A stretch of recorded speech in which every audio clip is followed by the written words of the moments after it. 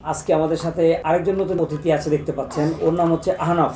4 মাস বয়স, তার মধ্যে 2 মাস আমি ট্রিটমেন্ট করেছি, প্রায় 59 দিন, একদিন কম আছে আর কি। ওর সমস্যা নিয়ে আসছিল হলো খুব ছোট্ট একটা সমস্যা, কমন। ওর নর্মাল ডেলিভারি হয়েছিল। তো নর্মাল ডেলিভারি হলে সাধারণত মাথা ধরে যখন ডেলিভারির সময় টান দেয়, তখন এখানে আমাদের দুই পাশে তো একটা মাসেল আছে, নাম হচ্ছে স্টার্নোক্লেইডোমাস্টোয়েড মাসেল। এই মাসেলটার মধ্যে টান খায়, আপনারা জানেন। টান খেয়ে মাসেলটা ছিঁড়ে যায়, ফাইবারগুলো ছিঁড়ে যায়। ছিঁড়ে যাওয়ার পরে ওখানে আপনার কিছুদিন পরে, ধরেন 30-35 দিন, কারো 15-20 দিন পরে একটা টিউমারের মতো দেখা যায়। 35 দিন পরে মনে দেখা করছে। অনেক বাংলাদেশের অনেক ডাক্তার অনেক জায়গায় গেছে, কেউ তেমন কোনো সমাধান দিতে পারে নাই। অনেকে বলছে যে 1 বছর বয়স হলে তারপরে চিকিৎসা শুরু করবে, কিন্তু সেটা যদি করতো তাহলে ওর এটা একদম শক্ত হয়ে যেত ঘাটটা। এরকম ওর দুইটা প্রবলেম হয়, ঘাটটা এরকম বাঁকা হয়ে যায় আর এরকম রোটেশন হয়ে যায়, আর এখানে একটা টিউমারের মতো থাকে। তো ঘাটটা যদি শক্ত হয়ে যেত তাহলে এই 1 বছর পরে আমার কাছে আসলে এই কাজটা আমার জন্য অনেক কঠিন হতো। আমার চেয়েও বেশি হলো ও অনেক ব্যথা পেত, অনেক ব্যথা পেত। কারণ এই শক্ত জিনিসটা আপনারা বুঝেন, কারণ মাসেলটা পুরো শক্ত হয়ে যেত, প্রচণ্ডভাবে হার্ড থাকতো। এটাকে মানে নরম করা খুব কঠিন কাজ। তো যাই হোক, তো ওর বাবা সচেতন মানুষ, অনেক দেখানোর পরে আমার থেকে কীভাবে আমার ঠিকানা অ্যাড্রেস পাইল। রেসপন্সিবল, দায়িত্বশীল পিতা এবং দায়িত্বশীল মাতা, ওনারা গ্যাপ দেয় নাই। এইটা একটা ভালো খবর। আমরা অনেকেই মনে করি ফিজিওথেরাপি মাঝে মধ্যে নিলে হয়, আসলে তা না। আমার সবসময়কার সাজেশন হলো যে ফিজিওথেরাপিটা আপনারা নেবেন একদম কন্টিনিউয়াস কিছুদিন নিয়ে বন্ধ করে দিবেন।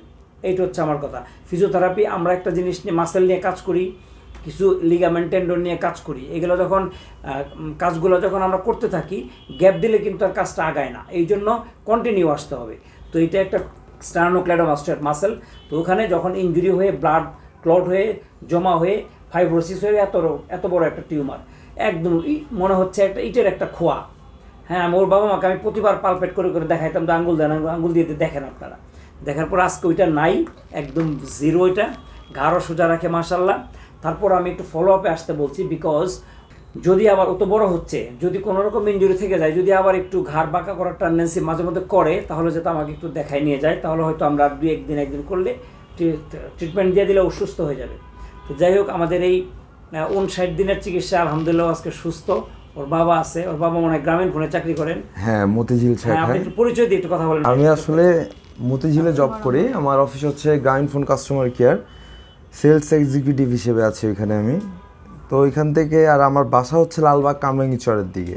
এখান থেকে অলমোস্ট 17-18 কিলো দূর যাতায়াত পড়ে আমাদের। তো যাই হোক, ওভারঅল বেবির জন্য আসতে হয়েছে, ছেলের জন্য না আসলে কার জন্য আসবো? ব্যাপারটা এমন, বাবা হওয়ার পরে বোঝা যায় বাবা হওয়ার রেসপন্সিবিলিটি কী। আমার বাবা কি ফিল করতো এটা আমি এখন বুঝি।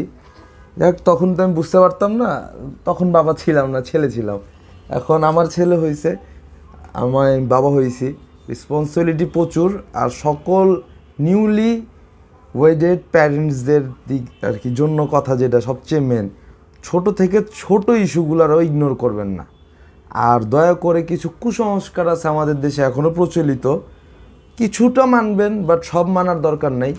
একটু বাইরে যেয়ে হলেও, নিজের কমফোর্ট জোনের বাইরে যেয়ে হলেও, বেবির জন্য হলেও একটু ভালো করে খোঁজ খবর নিয়ে ট্রিটমেন্টটা করাবেন। আর যাকে তাকে দিয়ে করাবেন না, আর একদম এরকমভাবেও করাবেন না যেটা আমি পাইছি করা ফেলাই। 10 জায়গায় আগে যাচাই বাছাই করে তারপর একটা জায়গায় সিলেক্ট করবেন, কারণ এটা বেবি, এটা একবারই বড় হবে, এটা বারবার বড় হবে না।